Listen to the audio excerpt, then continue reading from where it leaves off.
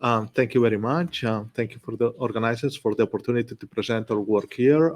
This is John work with my collaborator Francesca Luca and with Sam Giglioli at the Department of Psychology. And this work was led by our PhD student Justina Restek and our postdoc Julian Wei. We have been focusing our efforts on asthma because it's a chronic inflammatory disease that stems from interaction of environmental, psychological, and genetic factors.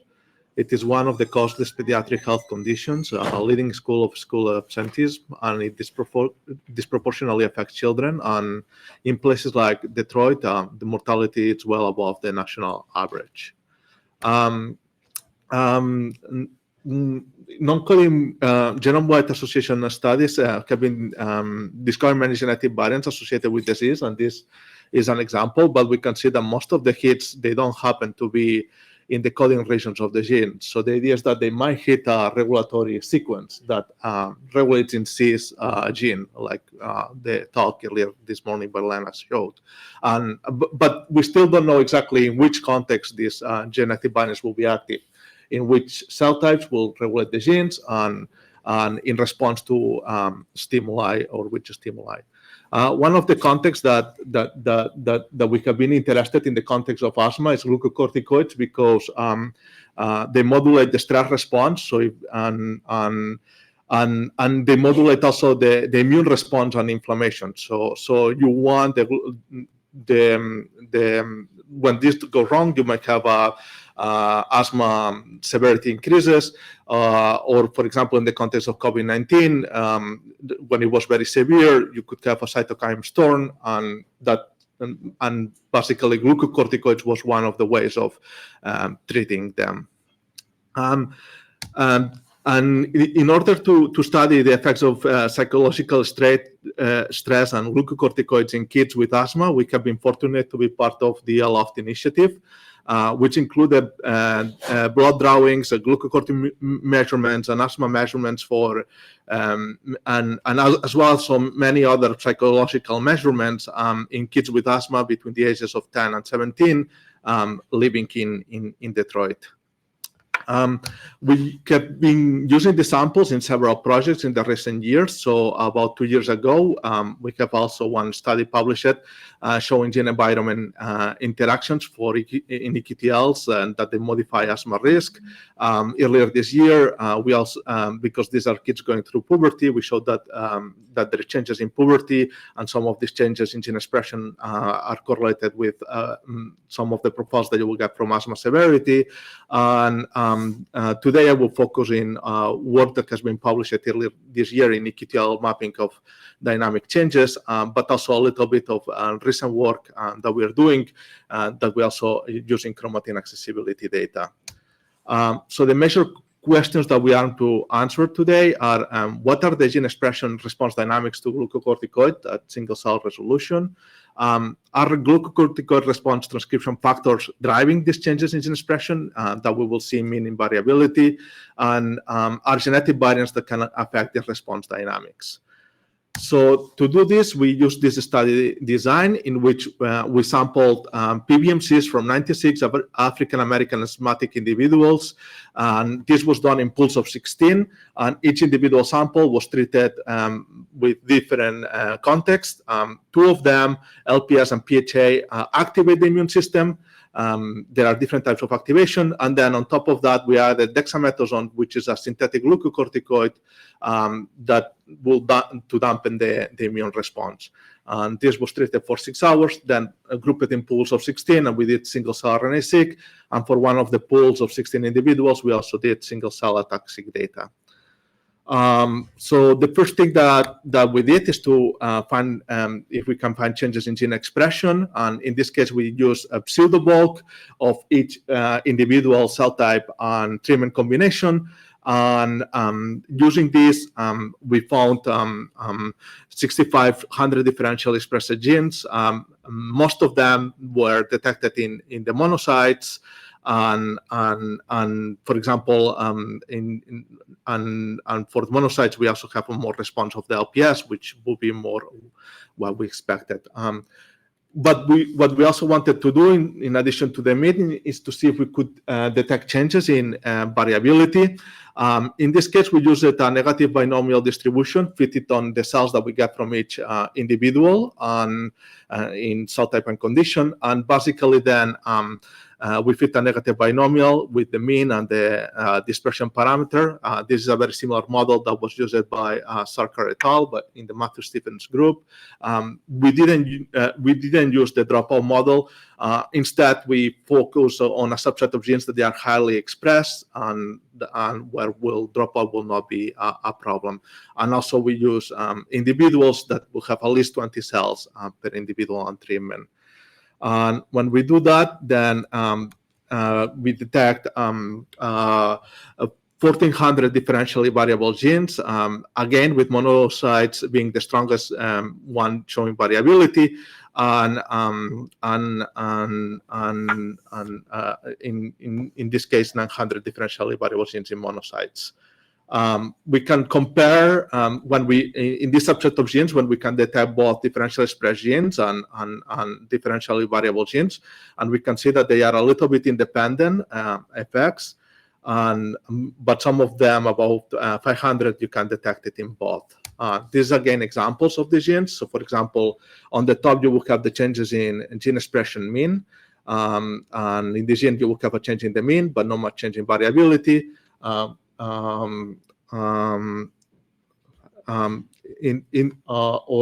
on the second column, you will have a change in gene expression, not in the mean, but in variability. And on the last column, it's a cytokine, and you can see that there's a change in gene expression mean and change in gene expression variability, but they tend to go in opposite directions.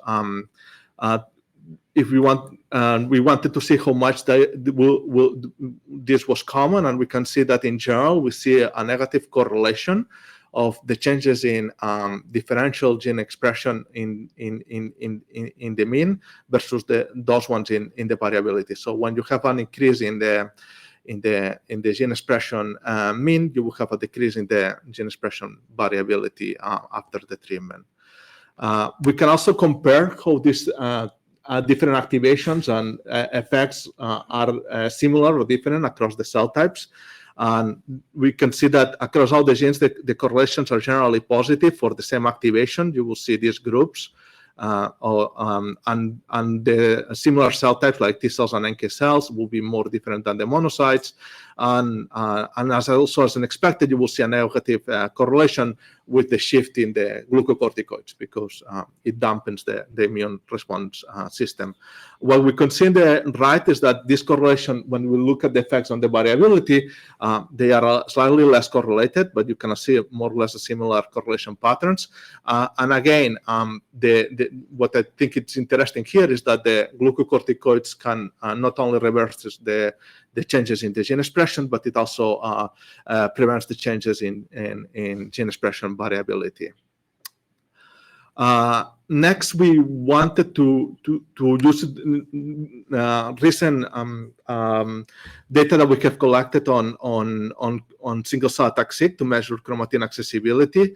And this is still unpublished, but basically we can measure the activity of the transcription factor using in this case, we use the Cronbar model, and we can see that the motifs that change gene expression, that change activity, the glucocorticoids are highly activated in the glucocorticoid treatments on the upper right of the heat map.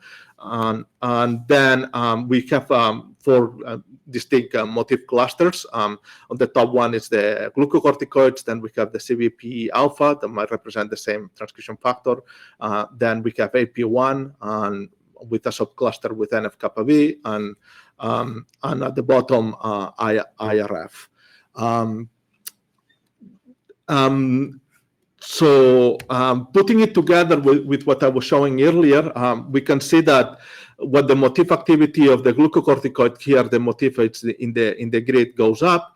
You can see a highly increase in the transcription factor activity for the glucocorticoid receptor, and on the target genes of the glucocorticoid receptor that will have the motif, when you look at the gene expression, you can see that the expression of the genes goes up in the mean. The ones on the bottom, that includes NF-kappa B motifs, because glucocorticoids disrupt binding of NF-kappa B.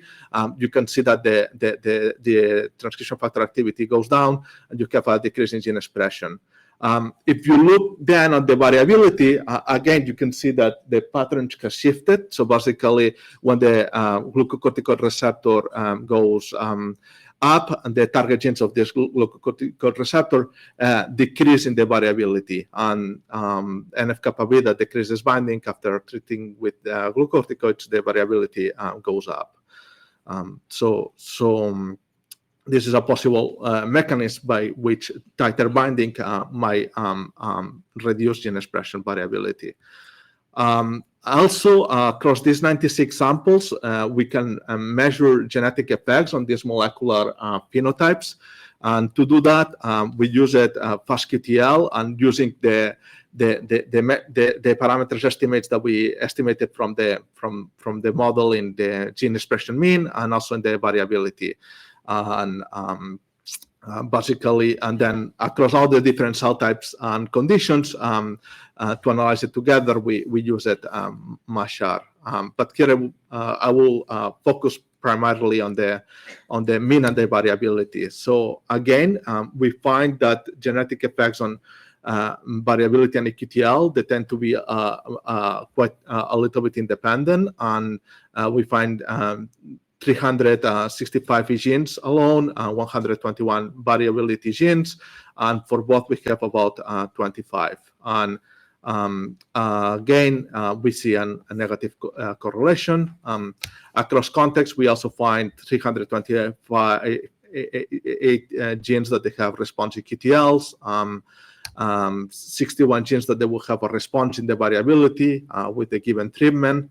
And at the end, also, one other thing that we wanted to do is to see if we find other types of dynamics in the gene expression response. So one would be to do the trajectory analysis of the treatment. But what we found is that with the treatment data, some of these changes are very small. So using one of the trajectory analysis methods didn't work too well, at least in our hands. So at the end, we use a very simple method that is based on diagonal linear discriminant analysis. And this is using that we have the information of which genes are differentially expressed, and we have labeled data that one is treated and the one that is not treated. Can we separate in one dimension how the cells will separate between treated and untreated? And here we focus on the T cells, and on the left we can see for the LPS, and on the right for the PHA. And basically the cells that will be in this one-dimensional DLDA that, for example, can separate between the DEX-treated samples and the ones that they are not treated with the glucocorticoids. We can interpret this 1D as the pseudotime, and if we cluster the genes according to these pseudotimes, we can see different patterns of genes that some of them increase in expression, and some of the other ones that will decrease in expression. We compared our results with the other methods that we tried for trajectory analysis, Monocle and ScanPy, and even if you only use the genes that they are differentially expressed, Monocle and ScanPy, every time you will get a pseudotime gene that, if you subsample the data, will have a lot of variation. So the variability for Monocle and ScanPy was very high, while for the LDA, the correlation of the pseudotime dimension will be very consistent. And also, if you look at the top 20 genes that they drive those pseudotimes, in each iteration of the subsampling for Monocle and ScanPy, you will get almost a completely different set of genes, while for the DLDA, we almost were always including the same 20 top genes, even when you were subsampling the data. And again, we can then partition the pseudotime into tertiles and find dynamic EQTLs across the pseudotypes. We found 588 dynamic E genes. And in summary, glucocorticoids can change both gene expression, mean, and variability. and genetic variants can affect this mean and variability and transcriptional dynamics, and this might be relevant for asthma genes. And finally, I want to acknowledge the members of my group and the funding. Thank you.